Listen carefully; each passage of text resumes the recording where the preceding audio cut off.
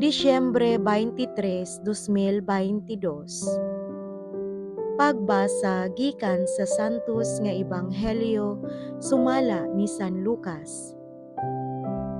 Miabot ang panahon nga si Isabel manganak na, ug nanganak siyag lalaki.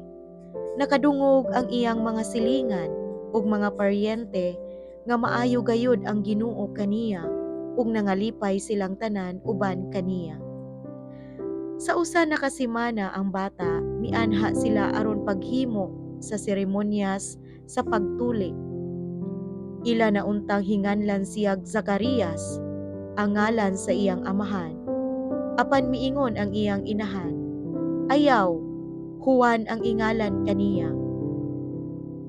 Miingon sila kaniya, apan wala man kamoy paryente nga nagdala ni anang ngalana. Unya misenyas sila sa iyang amahan aron pagpangutana kaniya unsay gusto niyang ingalan sa bata. Nangayog sulatanan si Zacarias ug misulat, Juan ang iyang ngalan, ug nahibulong pag-ayo silang tanan.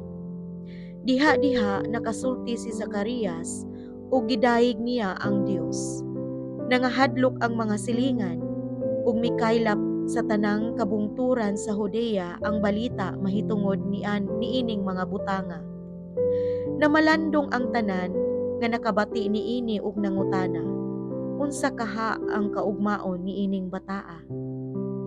Kay tataw kaayo nga ang gahom sa Ginoo naguban kaniya.